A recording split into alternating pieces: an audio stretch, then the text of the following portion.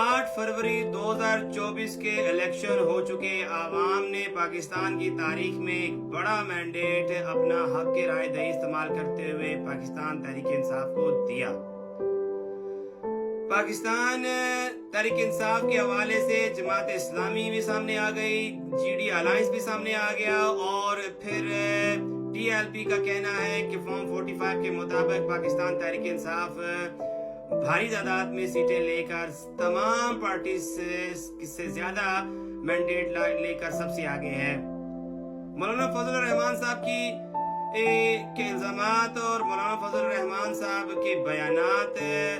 पाकिस्तान तहरीक इंसाफ की हुकूमत को 2022 अप्रैल में गिराना, रजीम चेंज ऑपरेशन के हवाले से मौलाना फजल रहमान साहब का कहना है कि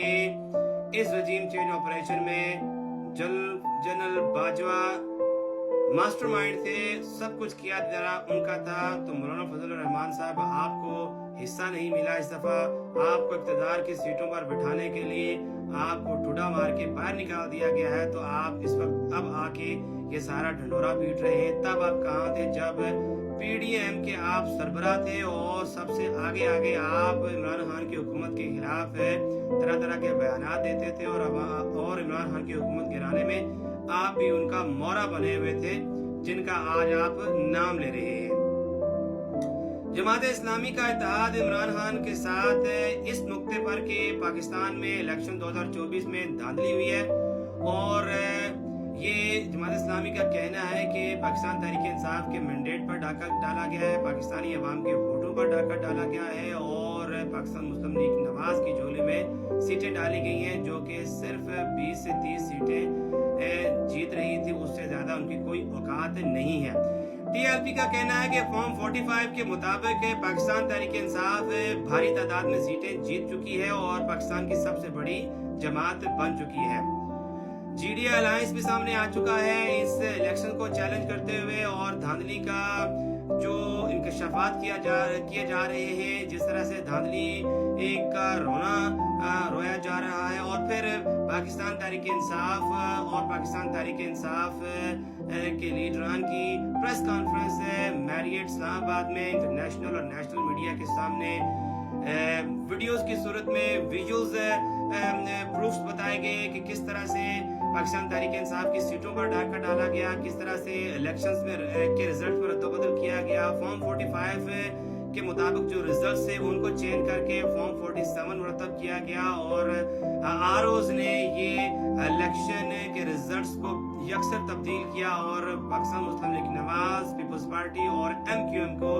मुस्लिम लीग नवाज के हक में, एमक्यूएम के हक में और पीपल्स पार्टी के हक में पीटीआई की जीती हुई सीटें उनको किस तरह से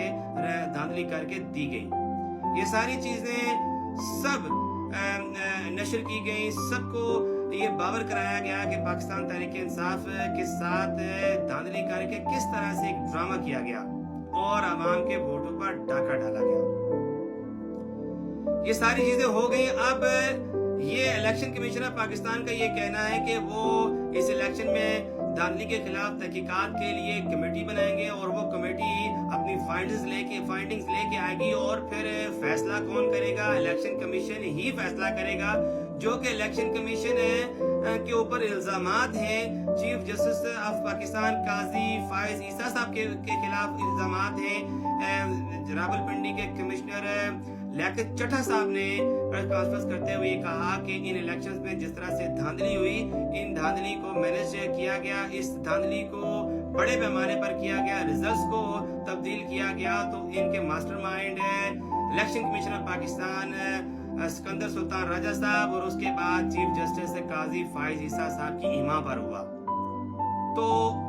मुंसफ भी उन्हीं को किया जा रहा है, केस भी उन्हीं की अदालत में लेके जाया जा रहा है और फैसला भी वही करेंगे जो डाके डाल रहे हैं, जो चोरियां कर रहे हैं और जो करप्ट निजाम के सरबराहान हैं। वाह भाई वाह, क्या पाकिस्तान का निजाम है और क्या पाकिस्तान के चलाने वाले पाकिस्तानी अवाम के साथ मजाक कर रहे हैं।